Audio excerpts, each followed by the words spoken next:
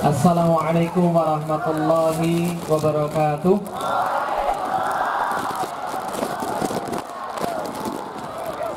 Alhamdulillah, alhamdulillahirabbil alamin.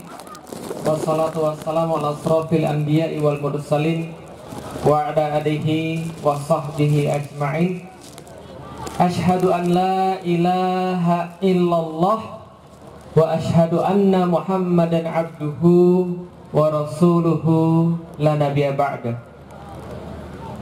Alhamdulillah, puji dan syukur kita senantiasa panjatkan kepada Allah Subhanahu wa ta'ala, Allah yang menurunkan air daripada langit, Allah yang menurunkan kehidupan kepada kita semuanya, Allah yang menurunkan Al-Quran sebagai bentuk rasa cinta kepada kita semuanya. Allah turunkan rasa kasih dan sayang di antara kita. Allah ikatkan di antara kita dengan kasih sayang itu. Dan alhamdulillah, pada hari ini Allah berikan kepada kita sebuah karunia yang lebih daripada yang lain, yaitu adalah karunia keimanan. Karena keimanan itu, maka kita semuanya walaupun ada perbedaan, Allah satukan kita satu sama lain.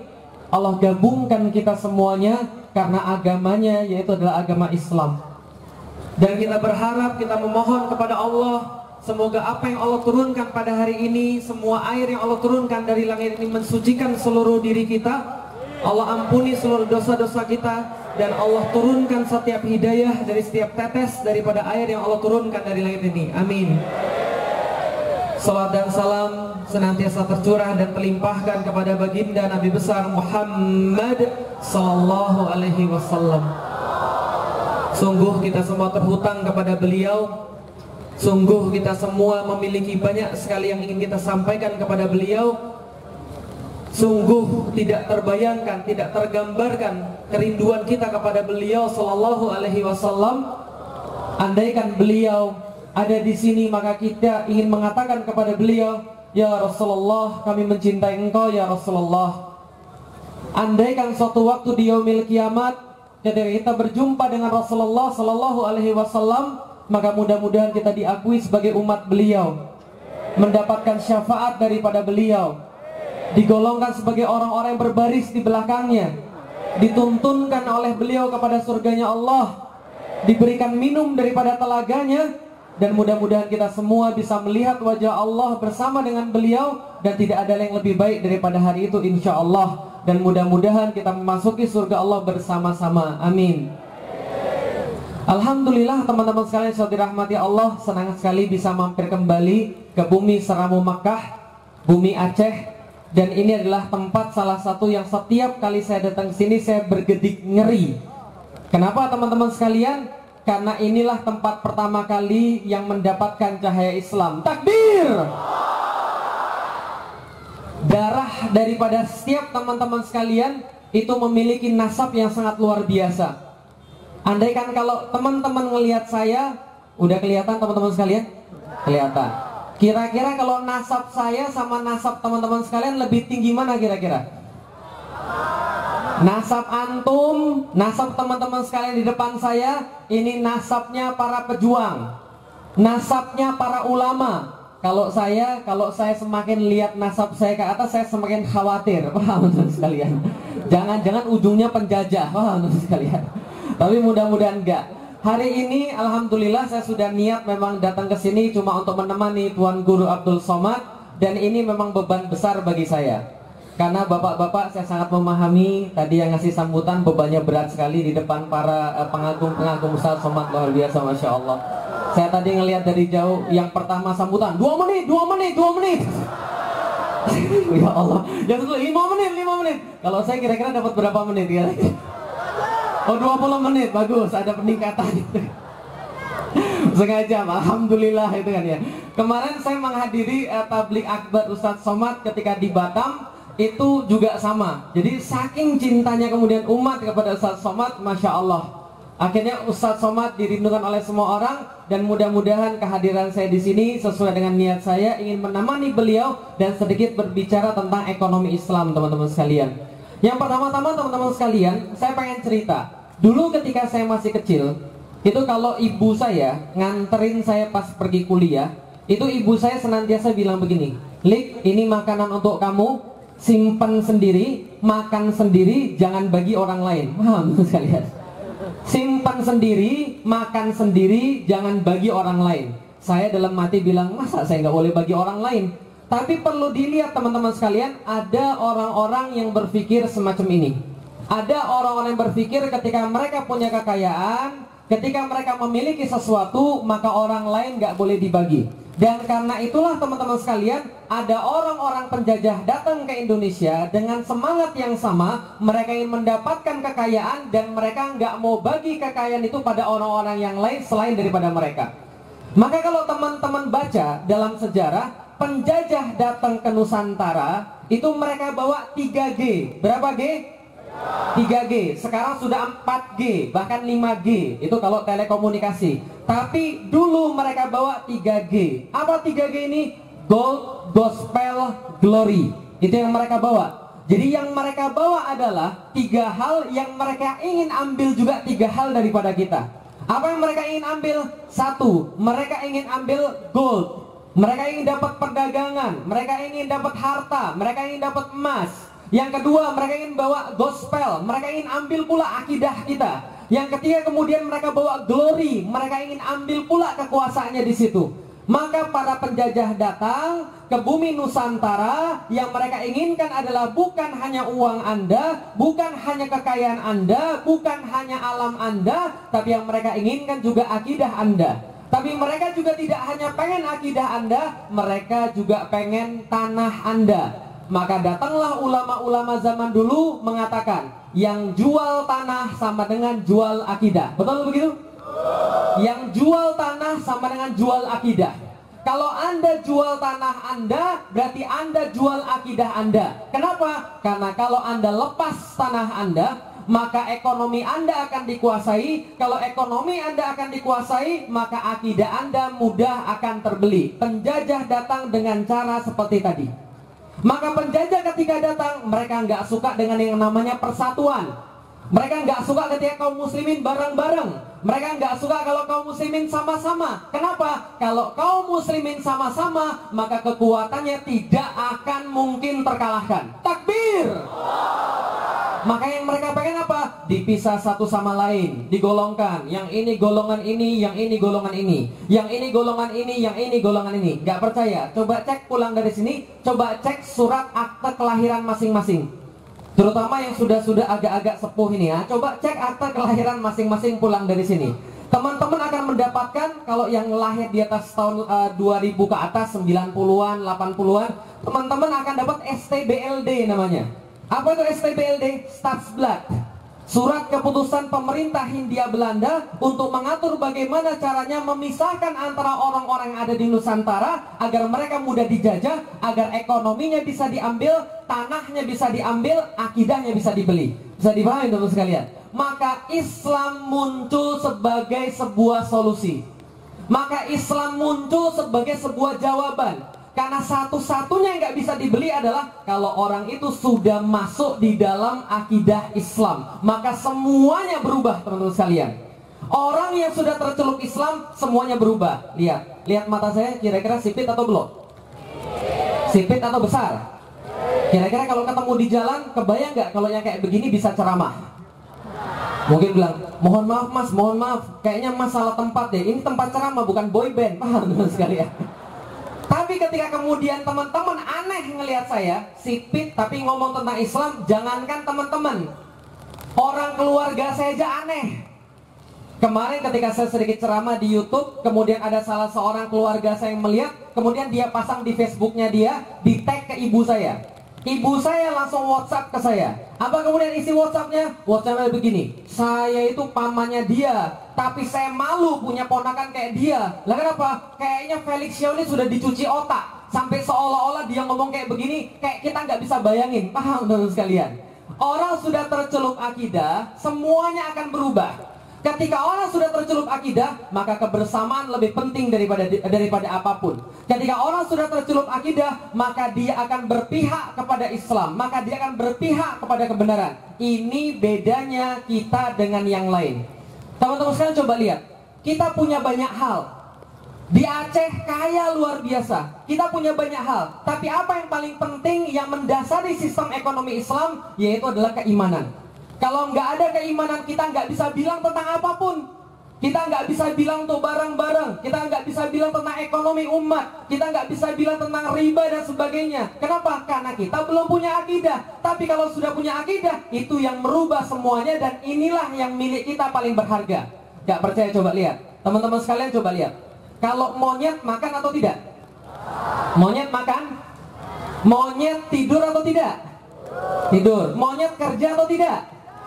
Kerja. Banyak disuruh ngambilin kelapa gitu kan ya. Oke, kalau gitu monyet makan, monyet tidur, monyet kerja. Kalau Anda makan atau tidak? Makan. Anda tidur atau tidak? Kerja atau tidak? Oh, coba lihat. Anda makan, monyet makan. Anda tidur, monyet tidur. Anda kerja, monyet kerja. Artinya kalau kita cuma makan, tidur, dan kerja, kita sama kayak? Bukan saya yang bilang. Jangan sampai di sini teman sekalian. Artinya harus ada sesuatu yang berubah. Kalau Anda cuma cukup makan, Anda cuma cukup tidur, Anda cuma cukup kerja, Anda nggak ada bedanya dengan monyet. Yang ngomong bukan saya, yang ngomong Buya Hamka.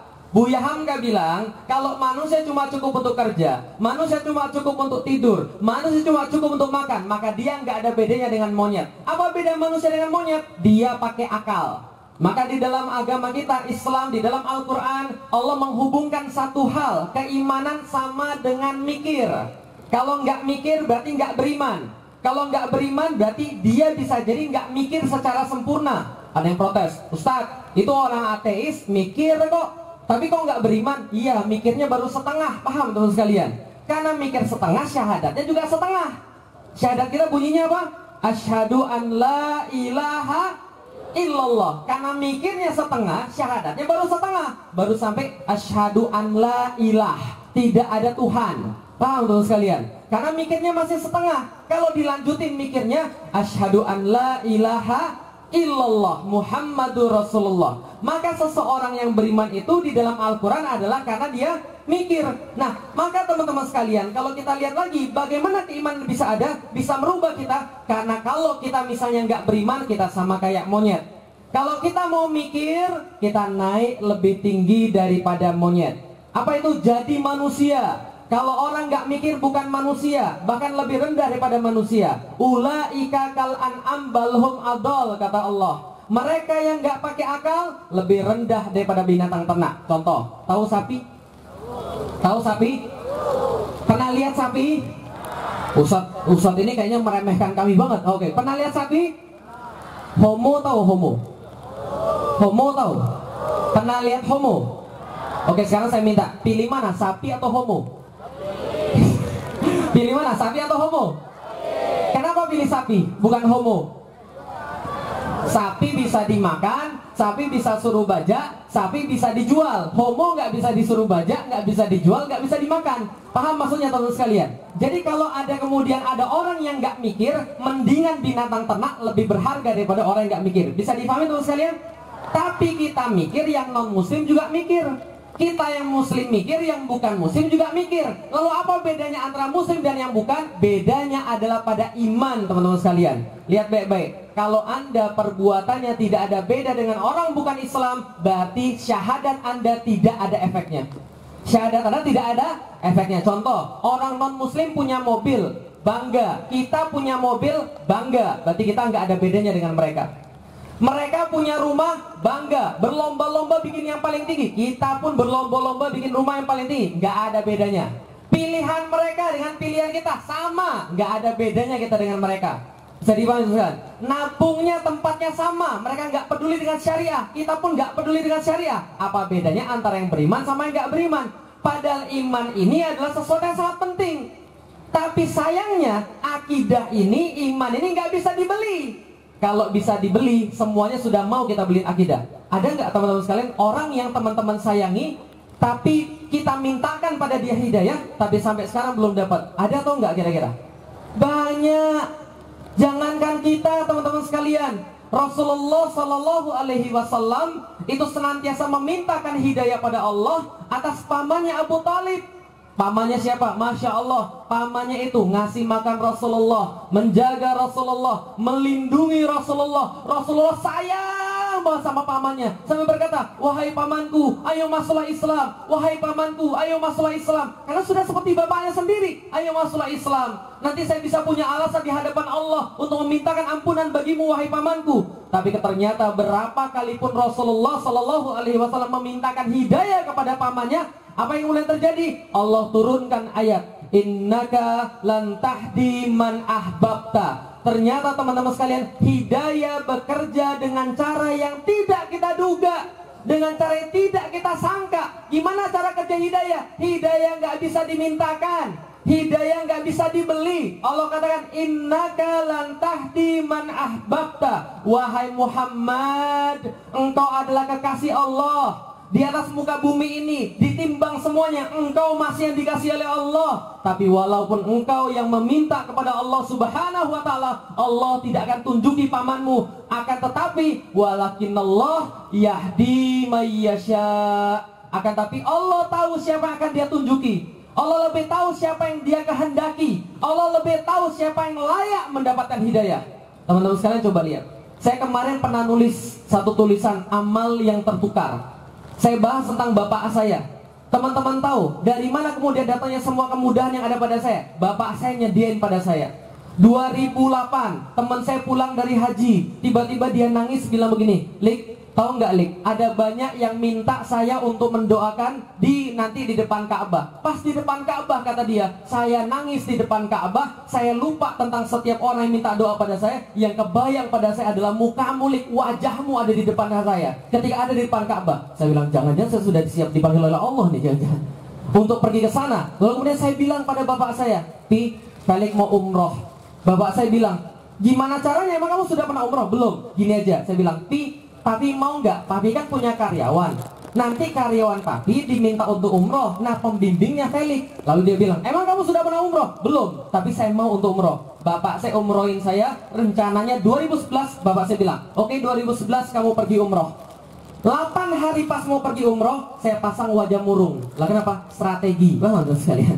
Saya pasang wajah murung. Dia lihat, kamu kok wajahnya murung? Bukannya kamu sudah mau pergi umroh? Saya bilang, sendirian sih, istri saya nggak saya ikut.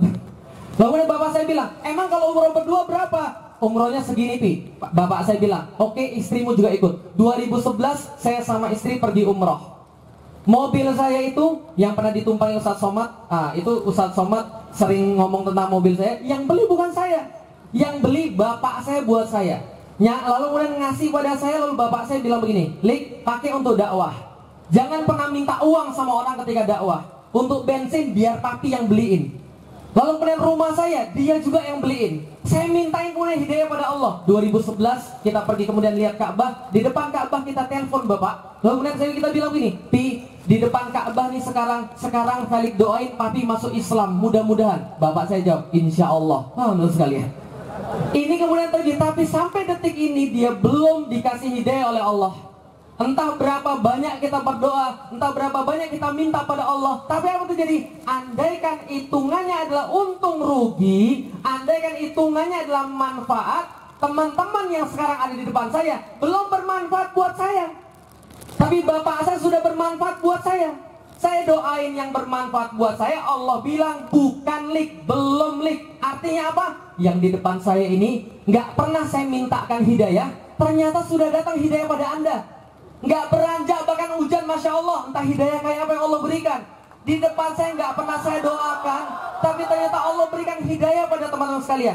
Bapak saya bermanfaat buat saya doakan setiap waktu. Allah belum memberikan hidayah. Apa artinya? Artinya bagi Allah, teman-teman sekalian, lebih penting untuk berislam daripada bapak saya. Artinya bagi Allah bisa jadi teman-teman sekalian ketika berada di dalam Islam bisa jadi akan memberikan suatu kontribusi yang mungkin belum bisa diberikan oleh bapak saya. Masya Allah, hidayah bekerja dengan cara seperti itu, kita nggak tahu. Walau bisawab ketika misalnya besok atau lusa beliau bergabung di dalam Islam. Tapi teman-teman sekalian coba lihat baik-baik, ketika orang sudah diberikan hidayah oleh Allah, maka mulailah dia berubah. Maka mulailah setiap pilihannya dia arahkan pada Allah. Mulailah setiap pilihannya dia pikirkan, ini Allah ridho atau tidak.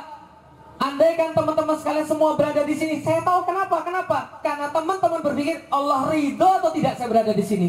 Andai kalau Allah ridho, ya Allah, saya siap untuk menjalani apapun, asal ini Allah ridho, asal ini Allah senang. Maka dakwah, maka menegakkan ekonomi syariah, beratnya luar biasa. Masya Allah, provinsi pertama ya yang kemudian menyatakan bahwa banknya sudah akan diatur dengan bank syariah. Doakan teman-teman sekalian, perjalanan berat, berbuat sesuatu yang aneh itu berat luar biasa. Bakal dikatain gila, ngayal, stres dan sebagainya. Persis kayak saya juga begitu. Kadang-kadang orang nanya pada saya, Ustaz, gimana kira-kira dakwah, berat atau enggak? Berat. Tapi gimana cara menjalani? Ya udah jalani aja. Ini kan jalan yang kita pilih. Anda setiap hari salat pada Allah, Anda baca 7 ayat yang Anda ulang-ulang. Yang kemudian terakhirnya bunyinya apa? Alhamdulillahirabbil alamin, arrahmanir rahim, maliki yaumiddin, iyyaka na'budu wa iyyaka nasta'in, ihdinas siratal mustaqim, siratal ladzina an'amta 'alaihim, ghairil maghdubi 'alaihim waladdallin. Ya Allah, kami minta jalan ya Allah. Ya Allah, kami minta jalan yang lurus ya Allah. Lalu kemudian Allah bilang, oke, jalan yang lurus yang kalian minta adalah apa? Ya Allah, jalannya orang-orang yang mendapatkan nikmat sebelum kami. Siapa mereka? Jalannya para nabi. Ada nggak nabi yang santai? Ada nggak nabi yang santai? Ada nggak nabi yang kerjanya nikmat-nikmat? Nggak ada. Selain nabi, oke lah kalau gitu kita bukan nabi. Selain nabi siapa, Ustaz? Para syuhada. Ada nggak syuhada yang nggak mati? Ada nggak syuhada yang nggak mati? Nggak ada, semua syuhada mati. Yang ketiga, para siddiqin, orang-orang yang membenarkan para nabi, yang mereka ada yang dicincang dari atas sampai ke bawah, dikasih kemudian besi panas dan sebagainya. Wassalihin, semua jalan yang Anda minta adalah jalan kesulitan di dunia.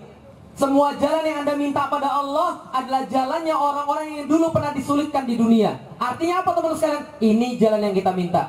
Suatu waktu ketika saya lagi pergi ke tempat pernikahan adik saya, maaf, sebelum pernikahan, bapak saya bilang, Lik, pergi beli jas yuk. Akhirnya setelah kita pergi beli jas, lalu kemudian setelah selesai pergi jas, lalu kemudian kita duduk-duduk di mall sekeluarga, bapak saya, ibu saya, adik-adik. Lalu kemudian ibu saya bilang gini, Lik, berhentilah Lik, nggak usah dakwah terlalu frontal Lik. Udahlah, damai-damai aja Lik, nggak usah dakwah yang aneh-aneh Lik. Sudahlah, jangan macem-macem. Saya bilang, maksudnya apa? Kamu itu loh, jangan banyak kritik orang, jangan yang macem-macem, jangan ikut gerakan yang macem-macem, jangan ikut demo yang macem-macem, jangan ikut aksi yang macem-macem. Saya bilang gini, kalian cuma mengikuti Yesus Kristus, paham sekalian? Nah, kenapa? Karena mereka beriman pada Yesus Kristus, kita juga beriman pada Yesus Kristus. Isa Al-Masih itu menegakkan kebenaran, banyak yang tidak suka. Maka anakmu juga sama, saya bilang. Ketika kita berkata tentang kebenaran, bisa jadi banyak yang nggak suka. Ibu saya marah, sampai satu waktu kemudian bapak saya menghentikan perdebatan kita sambil ngomong begini, Lik, papi itu kalau suatu saat harus kehilangan kamu, papi sudah rela. Loh, maksudnya gimana? Tiba-tiba kamu diculik terus nggak balik-balik lagi, papi sudah rela. Maksudnya gimana? Dia bilang gini, Lik, coba mikir baik-baik. Kamu itu jangan lupa, kamu itu bukan siapa-siapa. Abdul Somad itu orang Melayu. Kalau dia ada apa-apa, orang Melayu maju. Kalau Habib Rizik itu punya FPI. Kalau nanti Habib ada apa-apa, FPI maju. Tapi kalau kamu ada apa-apa, orang Cina lari dulu. Paham dong sekalian? Benar juga ya sih. Tapi gini teman sekalian, saya bilang pada bapak saya gini, ini penting teman sekalian, ini penutup dan ini penting sekali tentang masalah keimanan. Dan kalau teman-teman punya keimanan, teman-teman akan bantu segala sesuatu yang cenderung kepada Islam, termasuk membantu teman-teman kita di sini yang mau menegakkan aturan-aturan Allah di dalam perekonomian, di dalam syariah. Saya bilang pada bapak saya gini, kenapa saya masih berada di dalam jalan ini teman-teman sekalian? Karena saya punya anak. Saya bilang pada bapak ibu saya, hari ini saya bisa milih untuk diem. Dan hari ini akan lebih mudah bagi saya untuk diem, nggak ngomong tentang sesuatu yang benar. Bagi saya akan lebih mudah untuk tidak mendakwakan Islam, semua orang gak ada ganggu saya. Bisa jadi lebih mending, lebih baik bagi saya, lebih nikmat hidup saya, lebih tenang hidup saya. Tapi saya bilang pada bapak dan ibu saya, tapi anak saya ngeliatin saya. Suatu hari nanti ketika mereka sudah gede, saya nggak mau mereka nanya pada saya begini. Saya nggak mau mereka nanya pada saya, Abi, dulu Abi tahu yang mana yang benar. Dulu Abi tahu perkataan Allah. Dulu Abi baca Al-Quran. Dulu Abi tahu hadis. Kenapa Abi diam terhadap kemungkaran dan kezaliman di depan mata Abi?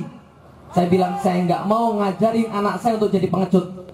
Maka teman-teman sekalian, tanah ini Allah berkahi dengan banyak sekali ulama-ulama pemberani. Tanah ini Allah berkahi dengan banyak sekali pejuang-pejuang yang menjadikan Islam sebagai sebuah tolak bagi mereka, sebuah poros bagi mereka. Maka pantaslah ketika andaikan kebangkitan Islam harus dimulai dari Indonesia, saya doakan mudah-mudahan Allah memulai dari bumi paling barat, yaitu adalah Aceh. Takbir. Terima kasih. Assalamualaikum warahmatullahi wabarakatuh.